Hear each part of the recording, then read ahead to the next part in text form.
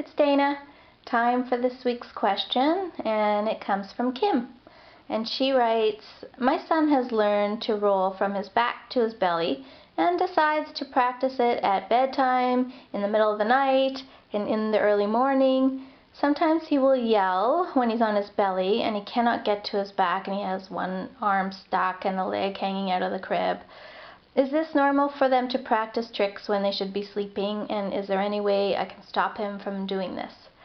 That's a great question, Kim, and it happens a lot. In fact, usually around every developmental milestone, whether it's learning to roll, sitting up in the crib, standing up in the crib, all these little milestones usually cause a bit of sleep disruption, and really it's almost like they're compelled to keep trying.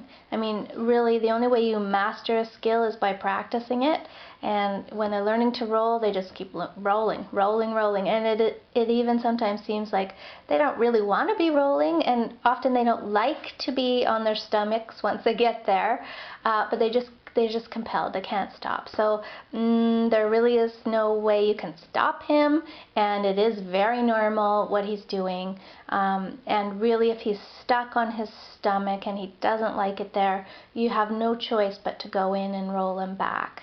The good news is it usually only lasts a couple of weeks, and once he's mastered it and you see him throughout the day roll from his back to his front and front to his back, and he seems to really have mastered it and can do it on his own, then you'll need to let him do it. I mean, if he wants to roll around and find positions that are comfortable, and maybe he even decides that his tummy's not a bad place to actually sleep part of the night, then that's great. Then you don't have to keep going in.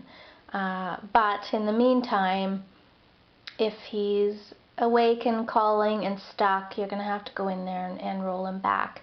Hopefully this started after he's mastered the skill of getting himself to sleep. A lot of times clients I have, we're right in the middle of teaching the child how to fall asleep on his own, and all of a sudden he's now rolling to his tummy all over the place. And you could try, getting the wedges that you can buy at Babies R Us or something like that, and positioning him so that he can't roll. And that might work for a while, but once he's big enough, he might just roll right over top of them, and you'll have to go through it anyway. So same thing with sitting or standing. Unless they can do it all on their own, up and down, both ways, you're going to have to. I can remember my son, he'd sit up in his crib, be stuck there, cry, we'd go in, lay him down, he'd do it again, and this went on for a week or two until he mastered the skill, gave up trying, and he stopped doing it. So the good and the bad, I guess, Kim, and something you're going to have to go through and probably go through again down the road. But little blips like this, as long as you don't become inconsistent, you don't want to start doing things radically different. You just have to keep your consistency strong, and any regression blows over pretty quick. Okay, so thanks for your question, Kim. Good luck and sleep well.